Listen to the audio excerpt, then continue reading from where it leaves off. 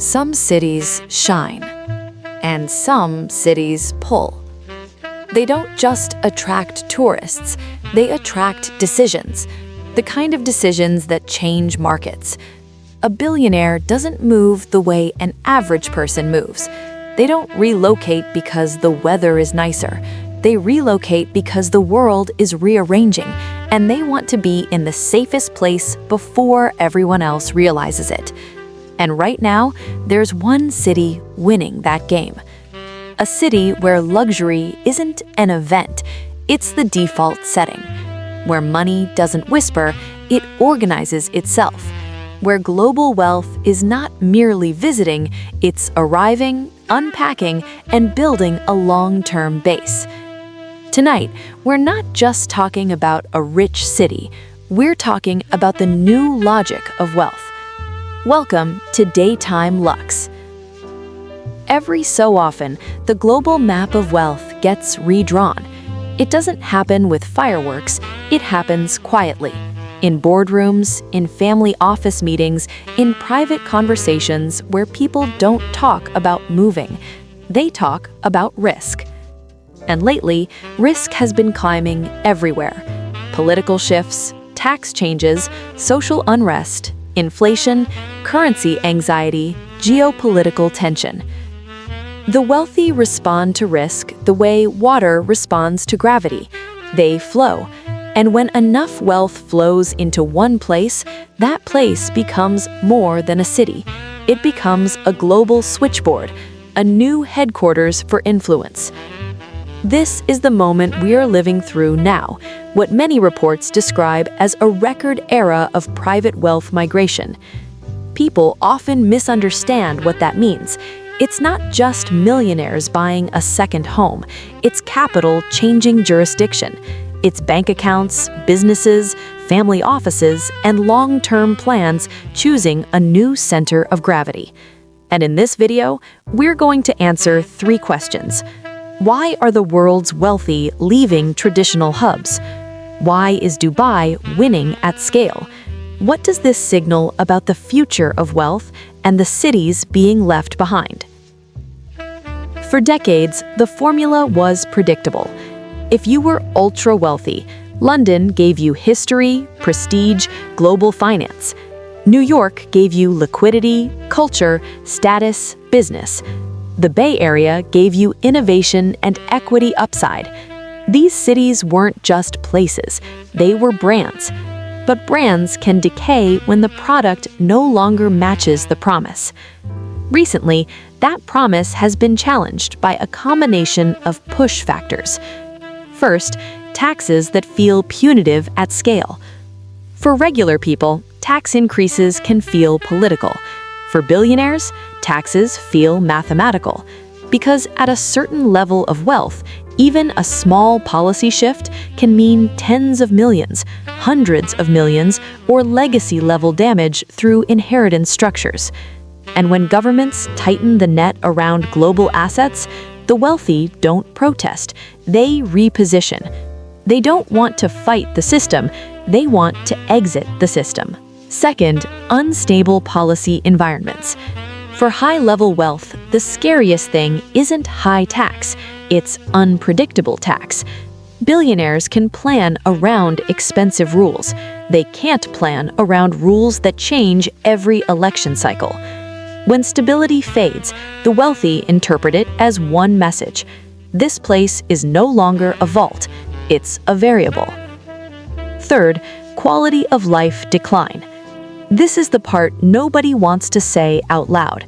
The wealthy aren't just buying real estate, they're buying an experience of life. If a city becomes harder to navigate, more chaotic, less safe, more visibly unequal, or more hostile to success, it loses its emotional value. And emotional value matters because billionaires don't need to tolerate discomfort. They can purchase comfort anywhere. Fourth, cultural hostility towards wealth. There's a subtle but real shift happening in many traditional hubs. Success is tolerated, but not celebrated. Wealth is treated like a problem to be managed. The super rich notice that shift. They want a place where wealth isn't constantly forced to explain itself. They want a place where ambition is normal. So yes, the old capitals still matter, but many wealthy individuals now see them as places to visit, not places to base their lives. And when the wealthy stop living in a city, that city doesn't just lose residents. It loses tax bases, investment pipelines, philanthropy, entrepreneurship, and global relevance. Which brings us to the city that has positioned itself as the exact opposite of those conditions. The city pulling global money right now, at scale, is Dubai. Not as a vacation destination, as a new base of operations. A city engineered to feel like a sanctuary for the wealthy, financially, physically, and psychologically. Dubai is winning not because of one advantage, but because of a full system designed to answer one question. Where can I live so my wealth becomes easier to protect, easier to grow, and easier to enjoy? First, tax architecture. Dubai's appeal begins with a simple idea. The state doesn't need to take a slice of your personal life the way many others do. When high earners compare what they keep versus what they lose, Dubai feels like a different universe. But taxes alone aren't enough. A tax haven without stability is just a temporary hideout. Second, the residency deal. Dubai doesn't romanticize migration, it makes it transactional. Bring investment, get residency. Bring business, get infrastructure. Bring capital, get long-term access. This matters because friction is time, and time is the only resource the wealthy can't compound. Third, safety as a luxury product. Dubai sells safety the way other cities sell nightlife, not just low crime, but peace of mind. For the global elite, safety isn't a moral debate, it's a lifestyle requirement. Fourth, luxury as default. In Dubai, extreme luxury isn't niche, it's normalized.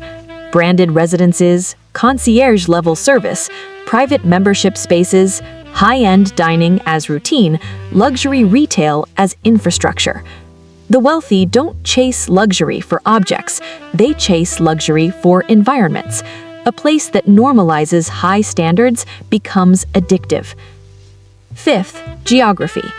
Dubai sits in the global middle between Europe, Africa, Asia, and major air routes to the Americas. For global business, that's powerful. For global families, it's essential. Children study abroad, businesses operate across borders, assets live in multiple jurisdictions. Dubai becomes a high-end operating system for a global life. Sixth, business ecosystem. Dubai has built zones where family offices, entrepreneurs, and investors naturally cluster. Wealth doesn't just sit there, it meets other wealth. That density of decision-makers is what creates a real capital. Seventh, a culture that celebrates success. Dubai doesn't treat wealth like guilt, it treats wealth like achievement. For many self-made billionaires, that alignment matters deeply. They're tired of being told success is suspicious. In Dubai, success isn't hidden, it's refined. Most people think the wealthy move for better weather, better homes, or better parties. That's surface level. What they're really buying is certainty. Predictable rules, predictable structures, predictable safety, predictable service, predictable outcomes. Dubai isn't perfect, but it is designed to feel high control, and high control environments attract people who make high-stakes decisions every day. When wealth moves into a city, the signals appear quickly. Top-end real estate detaches from local logic and starts following global demand. International schools fill up, family offices quietly multiply. Luxury services expand, not for tourists, but for residents. That's how you know wealth isn't visiting, it's settling. But every system has trade-offs.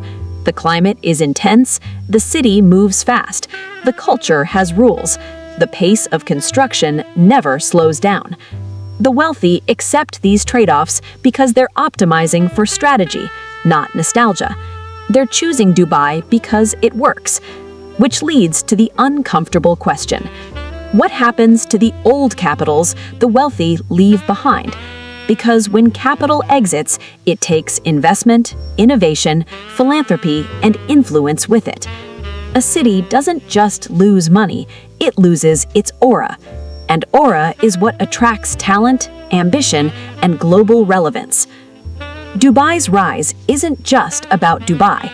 It's a signal that wealth now migrates faster than politics can adapt. Dubai offers a simple deal: a safe, high-control, luxury-first environment in an uncertain world. And that deal is working. So the real question isn't